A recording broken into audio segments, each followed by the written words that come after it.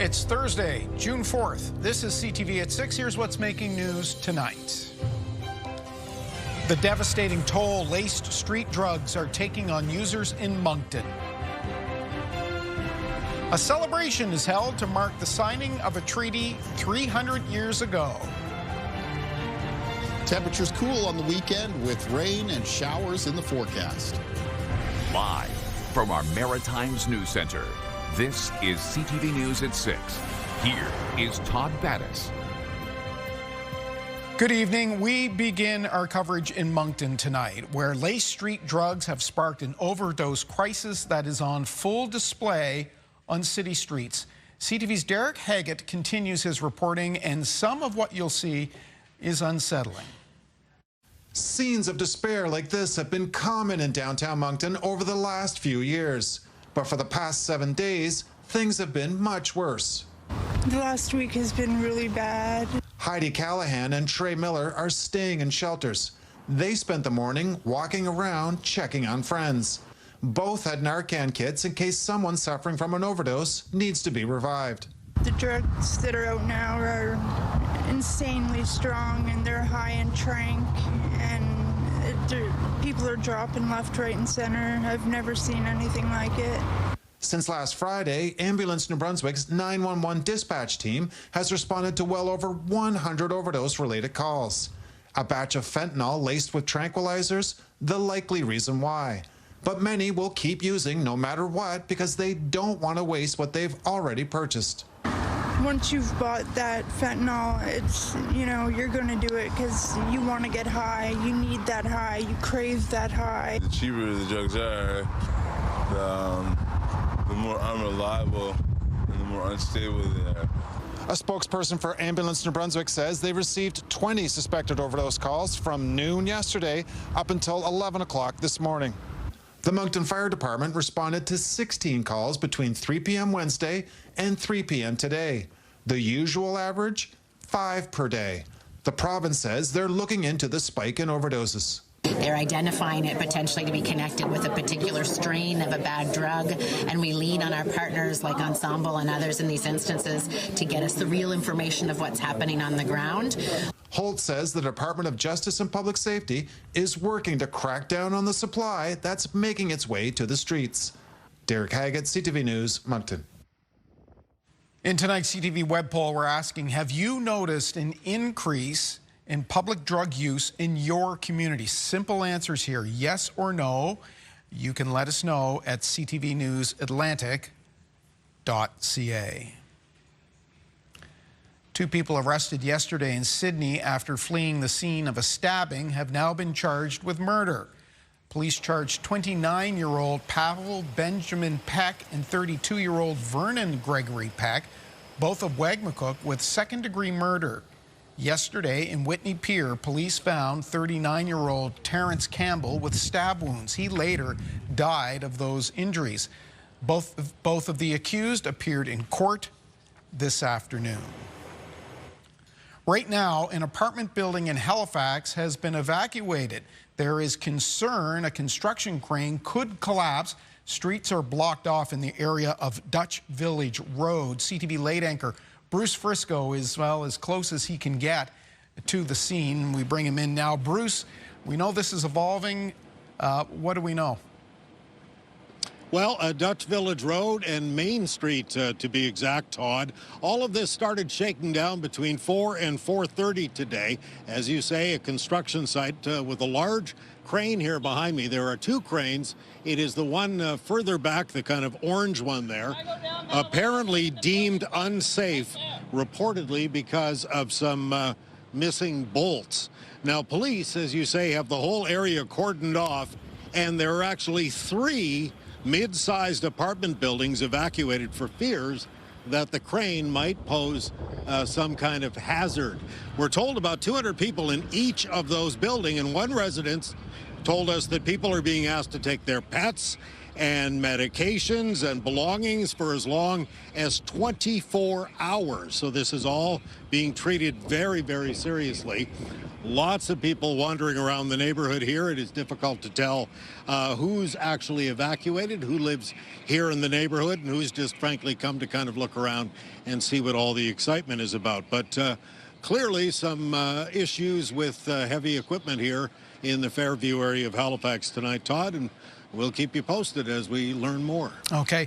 Bruce, any sense of when this happened? You know, how much time may have been between the time they discovered the problem when the evacuation may have been alerted? I'm unclear on all of that. All I know is that what we're hearing from one resident who we kind of know suggested that it was between 4 and 4:30, and she just happened to be coming back, and she was approached by firefighters who said, look, we know you want to go in the building, but we're going to evacuate it, and the others will be following suit very shortly. Yeah. Okay. So we've reached out to Halifax Fire as well, and we hope to, you know, get those details for you. Okay, so again, that is in the area of Dutch Village Road in Main Street, which is typically busy at this time of day. Main Street, correct. Yeah, okay. Bruce Frisco, and of course, Bruce will have any updates if necessary during the hour. We'll get back to him, and he'll certainly have more in the late news at 11:30. A 53-year-old construction worker died on the job today. The worker with Northern Construction was hit early this morning by a transport truck on Highway 2. That's just outside Oromocto. The cause of the collision is still under investigation. The road is being worked on and was closed for several hours. No charges are expected in this case, however. On our website, police have ruled a suspicious death in Antigonish as homicide. We have the details right now at ctvnewsatlantic.ca. Halifax police officers are expected to be outfitted with body-worn cameras by the end of the year. But the use of the technology remains a source of debate, as do issues of accountability and privacy. CTV's Callum Smith has the details. Body-worn cameras are knocking on the door for Halifax Regional Police, with terms like accountability, transparency, and privacy in the spotlight. Does the presence of a body-worn camera on an officer reduce the likelihood of the use of force? And 2, does the presence of a body-worn camera reduce civilian complaints about police? And the answer to those 2 questions is inconsistent. The co-author of a body-worn cameras book says strong policy is needed. We will not turn on our systems until such time that everything is, policies in place, the staff are in place. The policy has to be strong, when to turn it on, when to turn it off, what's acceptable, and the training that goes along with it. The technology is there now, that's proven. The policy is the key. You're looking for the disciplinary policies regarding misuse of body-worn cameras. They're really not that strong. Halifax Police inked a contract with vendor Axon in March for a digital evidence management system, body-worn cameras, and in-car cameras. Previous 5-year cost estimates were nearly $12 million, almost $2.4 million annually. Yes, it is expensive, but it's the cost of doing business. And I think body-worn cameras serve 2 purposes. They help to protect our residents and make sure that everything is going the right way when there's interaction with the police. It also protects our police officers when there's maybe false claims against them. What it provides in terms of accountability and transparency, I think it's a good move forward, and that's something that I think that will serve public safety for everyone in a good way. Footage can also be used in court, but Schneider warns body cameras will never paint a complete picture. And while privacy issues are very different south of the border, it's less concerning here. Citizens of Halifax can, I think, be guaranteed of their privacy rights, that the body-worn camera footage will not be released. That said, we can then also not talk about body-worn cameras being about transparency in a Canadian context. The rollout is to finish by the end of December. Now 10 new staff are needed as well, 1 supervisor and 9 digital evidence clerks to process the footage. While privacy concerns may be less, Professor Christopher Schneider says it's problematic that a lengthy Freedom of Information process is required for people to get footage involving themselves. So how transparent is it remains to be seen. All right, lots of questions still to be answered. Callum Smith in our Halifax newsroom tonight. Thank you. New Brunswick's Green Party is suddenly looking for a new leader. David Coon announced he's stepping down after 14 years after giving the Greens their first seat in the provincial legislature. CTV's Nick Moore tells us why he's choosing to leave now. David Coon picked his 38th wedding anniversary and his father's 96th birthday to mark another personal milestone in his life. I'm announcing today that I will be stepping down as leader of the Green Party of New Brunswick. Coon will continue to serve as the MLA for Fredericton-Lincoln and as the party leader until a leadership convention is held. As for what has prompted today's announcement, I want to make sure that the new leader has a runway of 2 years or so to introduce themselves to New Brunswickers and to prepare. Before entering politics, Coon was an environmental advocate for over 30 years, with most of that time spent with the Conservation Council of New Brunswick. He won the New Brunswick Green Party leadership in 2012. We're waiting. And then found his election night breakthrough in 2014. As leader, Coon helped to add 2 more Green MLAs to the legislature in 2018.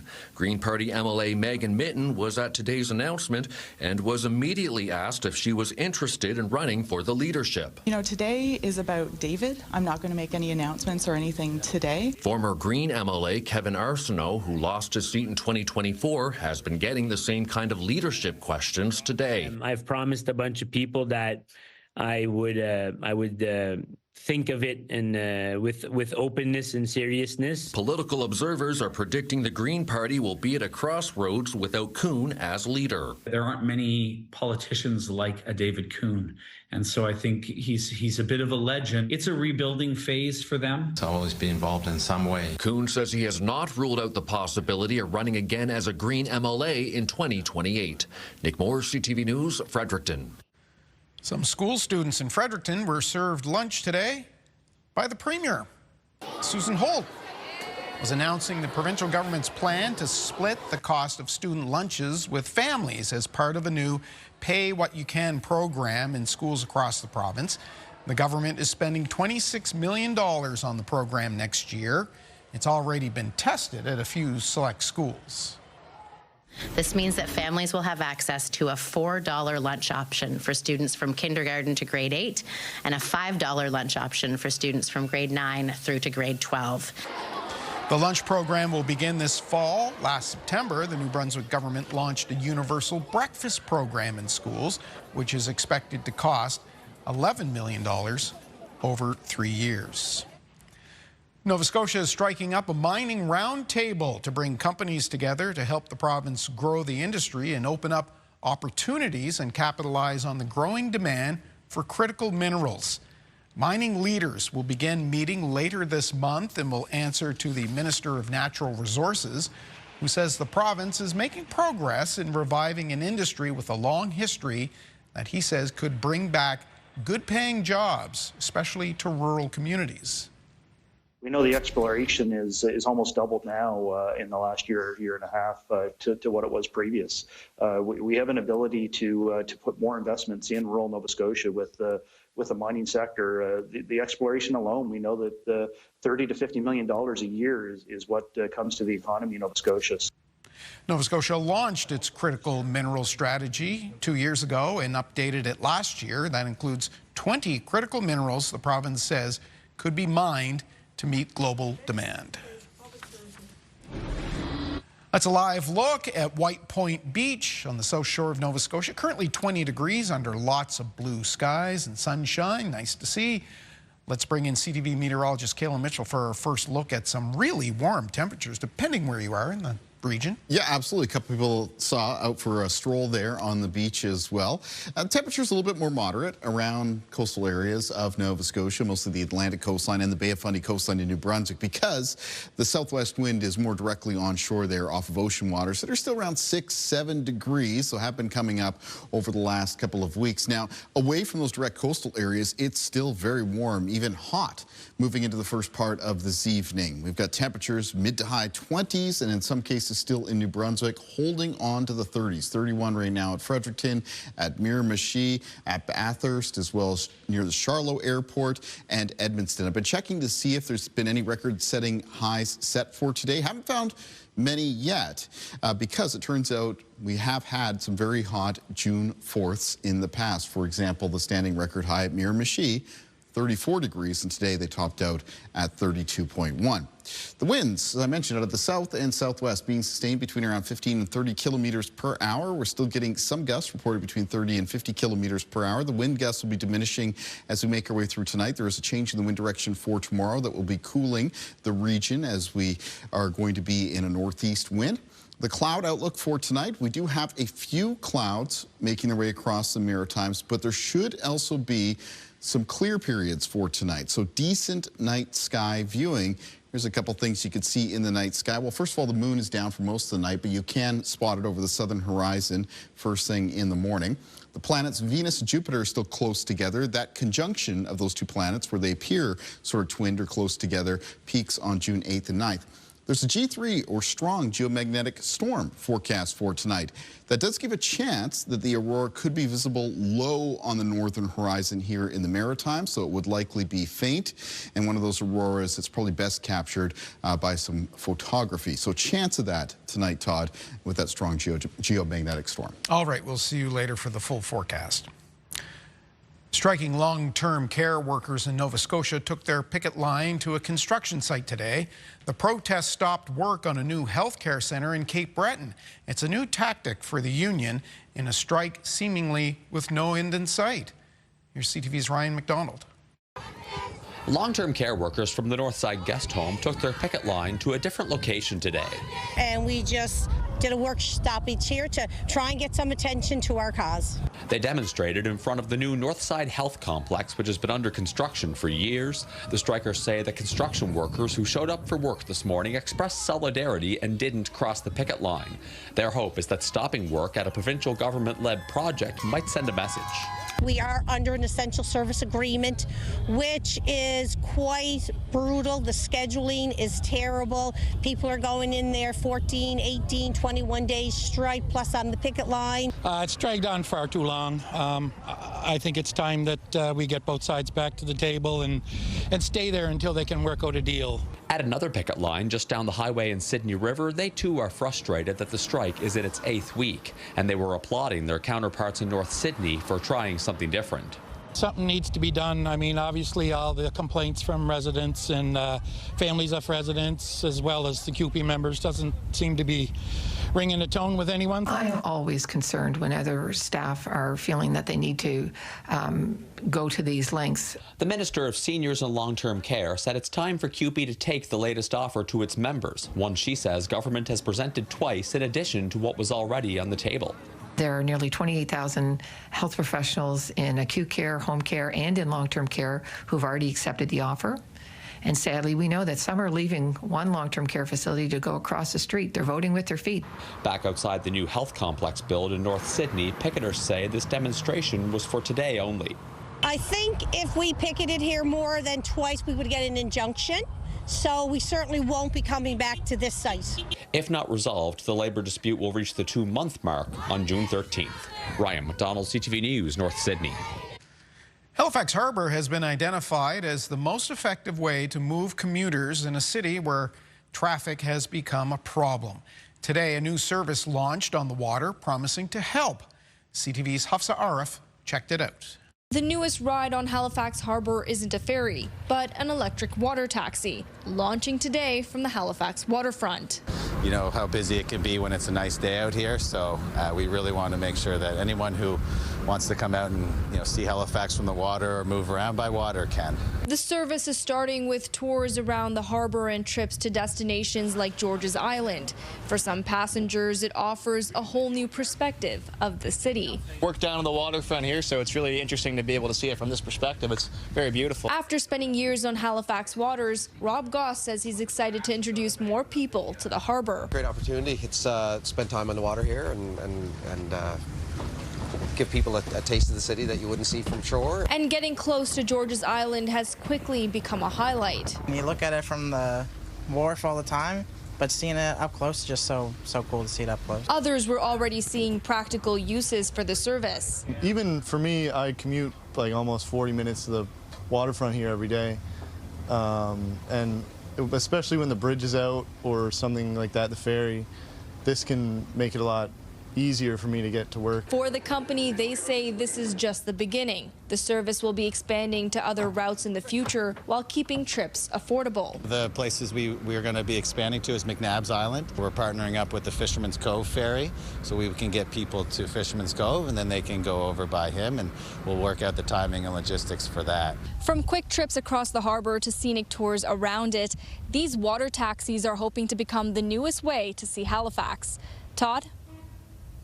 TV's Hafsa Arif near Halifax Harbor. Thank you for that.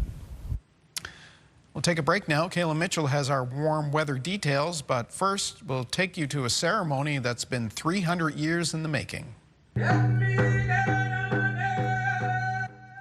Today they celebrated the Peace and Friendship Treaty signed on this day in 1726. We'll take you there next.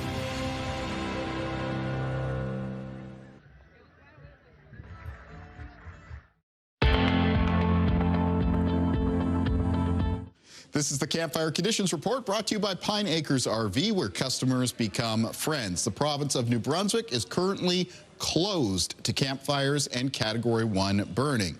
For Nova Scotia, no campfires permitted in Kings, Annapolis, Digby, Yarmouth, Shelburne, or Queens counties. The remainder of that province, campfires restricted to the hours of 7 p.m. to 8 a.m.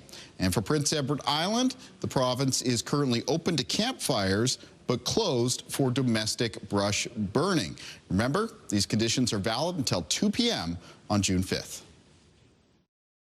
Get the Maritime's top stories, breaking news alerts, and watch live. Download the CTV News app.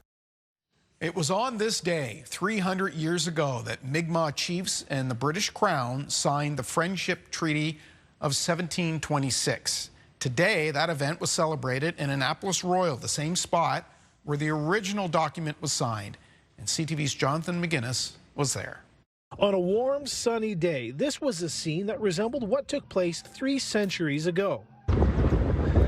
It was on this hill where the Peace and Friendship Treaty was signed in 1726 between the Mi'kmaq people and the British Crown. Today is a historical day, actually, for all Mi'kmaq here in Nova Scotia, not only in Nova Scotia, but in Atlantic Canada. Chief Bob Glode from Millbrook First Nation was one of the dozens of chiefs from around the region on hand to share in the celebrations. The relationship is not bad, but there's always things that we need to work on, as always, but we're all treaty people. The objective is to honor the peace and friendship treaties of the Mi'kmaq between the Mi'kmaq and the Crown. Those friendships extend to the African Nova Scotian community, where deep ties have been made over the centuries. They were people that were on the land when African Nova Scotians arrived, and I think that they were integrated communities, and I think that's an important story and a story that isn't really well told. As an African Nova Scotian and as a Nova Scotian, I'm extremely proud to be here today for this historic moment. A historic moment that is being shared with busloads of school children. That's the most important thing, is to pass on our heritage to the children, because they're our future. We need to share the contact that happened 300 years ago and some of the issues, good or bad, that happened along the way. The landscape here would still look very familiar to those ancestors, though much has changed over the course of 300 years. And Todd, moving forward, the hope is that relationships with First Nations communities will continue to grow and prosper. Chief Bob Glode says today's recognition of the Peace and Friendship Treaty is a great start. Todd.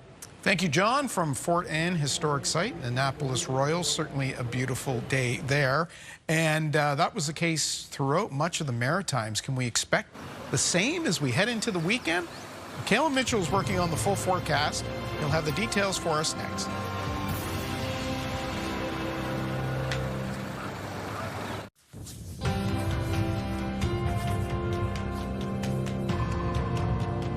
How's this for a great view? These seats looking out on the Annapolis River. Breezy, warm, the sun was shining. Jonathan McGuinness, who we saw a few minutes ago, sent this in from Fort Anne Historic Site. in Annapolis Royal. It's a beautiful spot, full of history, obviously. So probably a little bit cooler by the riverbanks there with that breeze going, but parts of the Annapolis Valley today did have high temperatures into the high 20s. There might even be a few interior areas to southwest of Nova Scotia that touched on like 31, 32, 32 degrees today. And we certainly had low 30s in the province of New Brunswick. Well, and as you said, Miramichi, you know, the hot spot in the country at one It was, still is at this hour. Still is? 32.1, yeah. Let's take a look at weather conditions across the country. So things have cooled off out west. They had their second day yesterday in a row in Manitoba of some pretty severe thunderstorms. A little bit of a calmer weather picture for them for their afternoon now, and locations like Winnipeg sitting at 23 degrees right now. Moving off towards the east, that is where we find some of the warmth, some of the heat. It's 30 right now. The Windsor and Toronto, we'll have to see if a spot in southern Ontario, southern Quebec gives Miramichi a run for hottest temperature today at 32.1. Kind of running out of time though to beat that number. 27 at Montreal right now, 28 at Quebec City, still 31 at Fredericton, 22 at Halifax, and 24 at Charlottetown. St. John's sitting at 15 degrees. For tonight, there's a few clouds drifting in and across the Maritimes. They're mostly going to be thin, high clouds, not expecting much precipitation. There will be a low chance of some showers for some of the communities in the northernmost areas of New Brunswick, but that's about it. Start of the day for tomorrow, mix of sun and cloud around the Maritimes, and generally just a bit more of a fair weather mix of sun and cloud on Friday compared to today. And the winds will be changing direction, and that's what's going to be cooling some temperatures for parts of the region. So today's winds were out of the southwest. Tomorrow's winds become north and northeast for the Maritimes, and they'll have some gusts between 20 and 40 kilometers per hour. And that really brings more of a cooling effect around eastern areas of New Brunswick. So temperatures coming down, Bathurst, the Acadian Peninsula, Miramichi, Moncton, coming down from Prince Edward Island around the north shore of mainland Nova Scotia, as well as for Cape Breton. Low temperatures in the forecast for tonight around the Maritimes will be mostly falling into a range around 10 to 15 degrees. And then here's a look at the high temperatures in the forecast for tomorrow. In the north of New Brunswick, closer to 23 for Edmundston, 22 for Grand Falls. And then you can see high teens around the eastern coastline. Fredericton, 24 degrees in the forecast, 22 for St. John, 18 degrees for Moncton, feeling that cooler northeast wind a little bit more. And for Prince Edward Island tomorrow, temperatures down between 11 and 15. It'll be mostly sunny, northeast winds, 20 gusting to 40 kilometers per hour. In the east of Nova Scotia for tomorrow in Cape Breton, a lot of the high temperatures will be in the range of 16 to 18. Potentially still warmer around the interior of Cape Breton, so Bedeque closer to 21. Port Hawkesbury could be 21 as well. Around 18 for New Glasgow and Antigonish, and on the eastern shore of Nova Scotia, most of the high temperatures between 18 and 22 degrees. 23 for Truro for tomorrow, 18 for Amherst, and 23 for the city centers Halifax and Dartmouth, near 24 in the Annapolis Valley.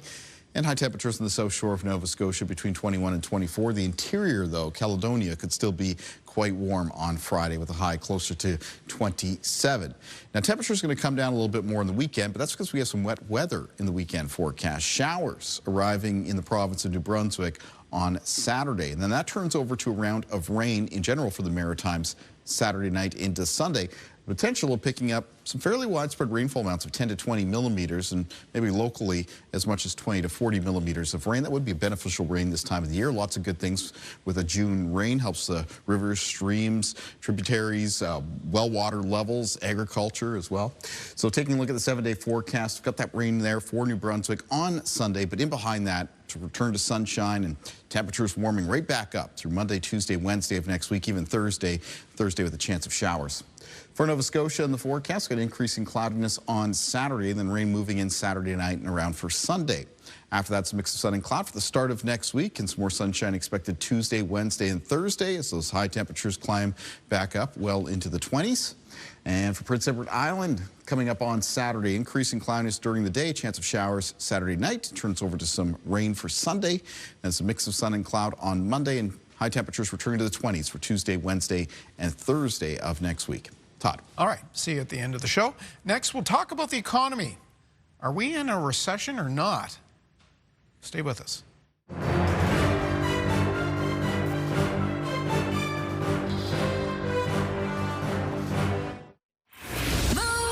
Mornings with Aaron and Peter. Move 100's $10,000 Move It or Lose It is back. Register for your shopping spree starting Monday at 6 a.m.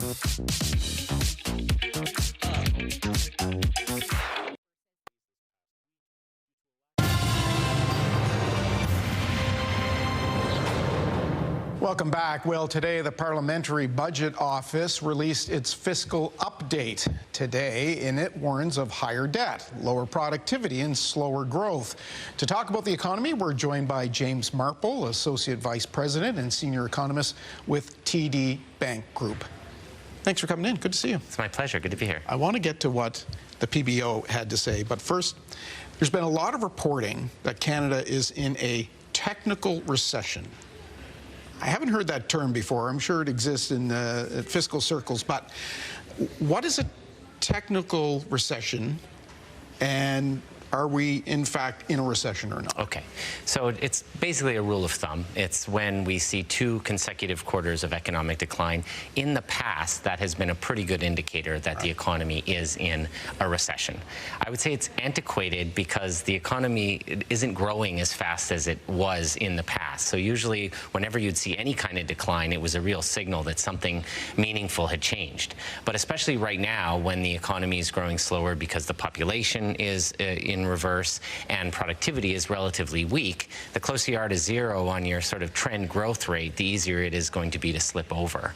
So I would say it's probably not a recession in the traditional sense, because a recession is a real meaningful, a deep, and the duration is probably more than just 2 quarters, but also it's broad across the economy and it's diffuse across industries. And what we've seen is a real concentrated decline related to the export sector, and also just a little bit of volatility around government spending, which would increase in the previous quarter and decrease. But just as important, the demographic situation and the fact that we're seeing a population decline, which is pretty unique. We haven't seen this since Confederation, but this boom and bust in the demographic situation is obviously contributing to the weakness we see in GDP.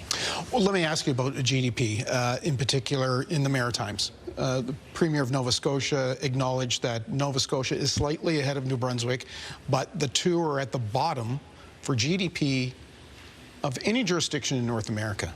What's the risk that comes with that? And in layman's terms, what does it mean?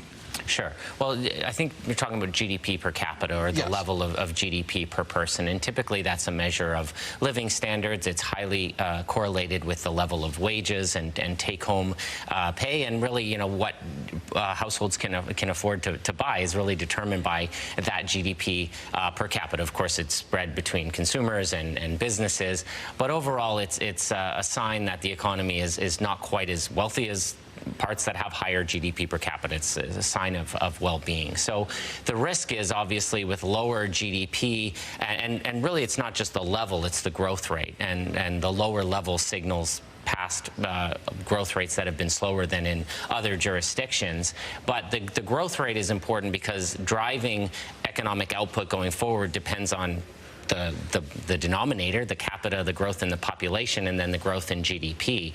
But we know we have a demographic challenge, an aging population, even beyond the volatility that we've seen over the last couple of years. So if you don't have that GDP per capita, or more importantly, productivity growing, then it's going to be really hard for governments to maintain their fiscal commitments, for businesses to see any kind of growth in revenues, and therefore hiring, and really standard of living is really what grows when productivity grows. Okay, I mentioned the Parliamentary Budget Office fiscal update today. A couple things that were included in it: slower growth for the rest of the year, and the potential for the key lending rate for the Bank of Canada to raise those rates.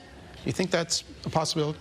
Well, the growth rate, obviously, we've already seen. We had a really weak handoff coming into this year. GDP declined in the final quarter of last year. We had this little hiccup, a very small decline into the first quarter. I do think we'll get a bit of a rebound, but I believe they're looking at kind of the annual average rate of growth, 2026 over 2025, and certainly that is going to be weak, low 1%. And that reflects the challenge that we face with the tariff shock that has really hit our export sector, as well as this demographic shock that we're seeing an actual decline in the rate of population growth. So I agree with that. I think the risk on the rate side, we do have, evidence of a weakening economy. We're talking about recession. It is strange to see the central bank raise rates into a recession. The only reason they may do that is if this inflationary shock that is coming from energy were to last a lot longer. And, it's very difficult to know what is going to happen with energy markets, but typically the central bank would try to look through an energy price shock. But they have said, and they said this in their communication at their last meeting, that if we were to see prices continue to rise, and we see that spread through the economy through not just energy prices, but start to spread to transportation and food and the broader consumer basket, then they want to maintain inflation at 2%. They may have to increase rates.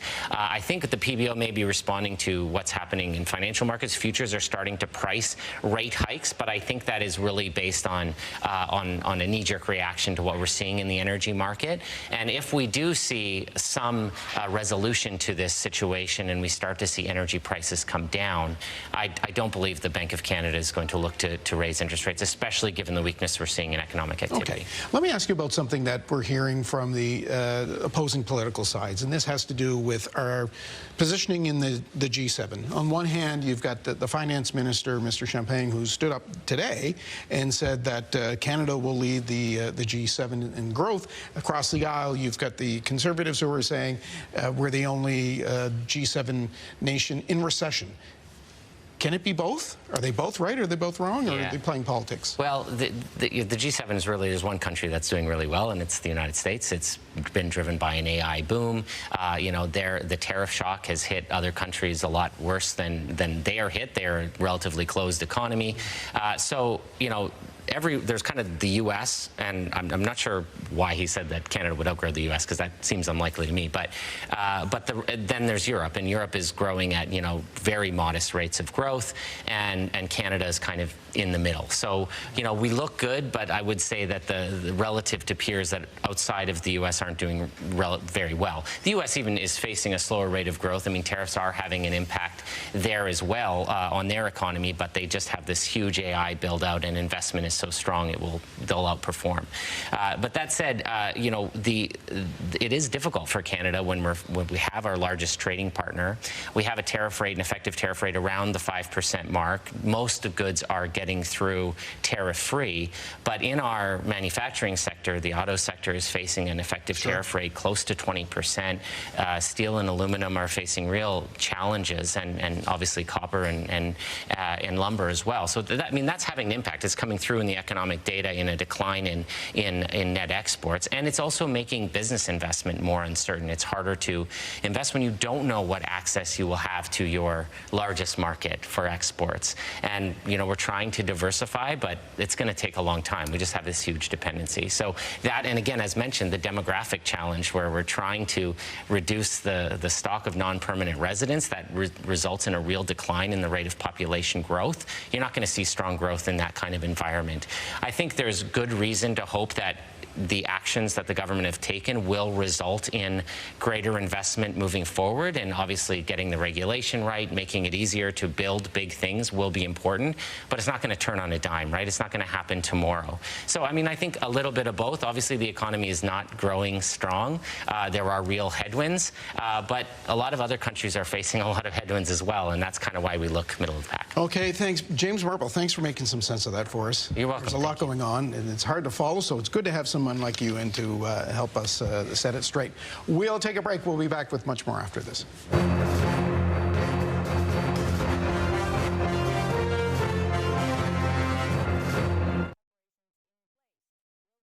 Murphy's Logic is brought to you by Kent Building Supplies. Look what we've built together. The opinions expressed in this segment are solely those of the commentator. They do not purport to reflect the opinions or views of this station, CTV News, Bell Media, or its employees. In tonight's Murphy's Logic, Steve has some thoughts on where the Prime Minister should live and who should pay for it. The outgoing Governor-General is right. In an exit interview with the Globe and Mail, Mary Simon says the Prime Minister of Canada should not be living on the grounds of Rideau Hall. Mark Carney, like Justin Trudeau before him, lives at Rideau Cottage, a 160-year-old two-story, 22-room home traditionally occupied by the Secretary to the Governor-General or some such person.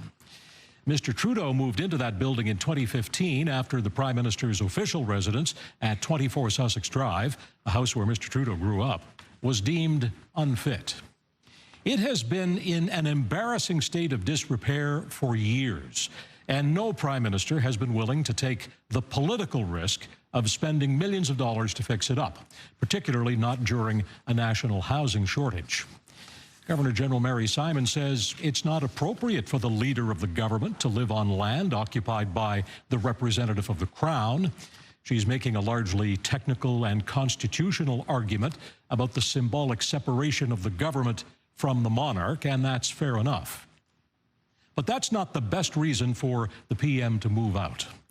A government memorandum describes the cottage, Rideau Cottage, as inadequate and a security risk. The Governor-General is also right when she says, as a nation, we should provide a proper home for the Prime Minister, as we do for the Leader of the Opposition. The leader of a modern democracy needs a modern and secure place to live and to entertain heads of government and other dignitaries. It's an important symbol of sovereignty. It will cost money, tens of millions, to renovate 24 Sussex Drive or build a new official residence, but we need to do it. And the federal government should establish a national charitable foundation so that the parliamentarians and the political parties and corporations and private citizens can make financial contributions to help pay for it. I'm Steve Murphy.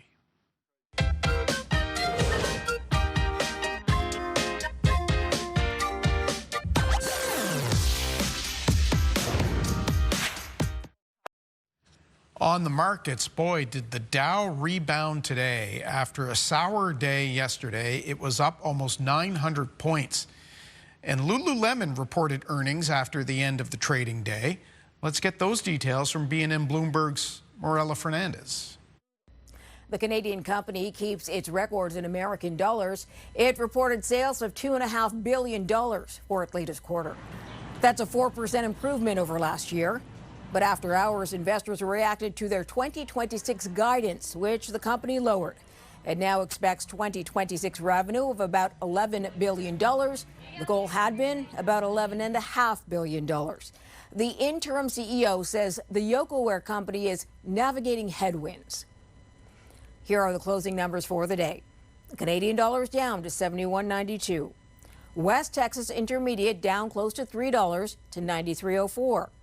Western Canadian Select is up to 79.11, and the TSX shot up over 400 points to a new record close of 35,217. Those are your business headlines. I'm Morella Fernandez. Kayla Mitchell, that's a lot of sweatpants. What? Oh, 11 billion? Is that what I heard? That is a lot. Mark, 11 billion, 11 to 11.5 billion. Either way, that's a lot of jogging pants. Yeah. You're outside in a suit, of course, on the deck with our final look at the forecast. Yeah, I just stepped outside. It was pretty easy to do so. Don't really need the suit jacket. It's quite warm out here, although it is on the breezy side. The wind gusts that are still around the Maritimes continue to come down as we make our way through tonight. Our viewer picture for tonight, though, features some of those more ominous skies that were crossing parts of Nova Scotia the other day, as we did have that line of showers and thunderstorms move through. And this features an image of one of those thunderstorms, so cumulonimbus cloud here. This is from Al McDougall, East Jador, Nova Scotia. I want to thank Al very much for taking the time to send in that picture. East Jador for tomorrow, mostly sunny, high temperature near 20 degrees. Starting off the day tomorrow in the Maritimes, it'll be a mix of sun and cloud. Morning temperatures mostly in the low to mid teens, kind of 10 to 15 degrees. And moving into the afternoon, it'll be mostly sunny to a fair weather mix of sun and cloud, and some high temperatures that are going to be coming down compared to today, especially for eastern parts of the region. So that'd be around the eastern coastline of New Brunswick, Prince Edward Island, and the east of Nova Scotia, including Cape Breton. And the reason for that is the wind direction. Tomorrow, instead of being out of the southwest like it was today, it'll be a northeast wind. There will still be some high temperatures in western parts of the Maritimes around the low to mid 20s. And then remember, looking ahead to the weekend, we do have some rain and some showers in the forecast. Showers into New Brunswick on Saturday, and then, Todd, rain for the Maritimes on Sunday. Okay, so maybe tonight's the night to get out to mow the lawn. If not, tomorrow. Thank you, Kaylin. We will see you at 6 o'clock here tomorrow night. Bruce Frisco will be here at 11:30 with the latest on that crane situation in Halifax. You can get updates from the web and the app as well, of course. I'm Todd Battis. Hope to see you right back here for the Friday edition tomorrow. Till then, have a good night.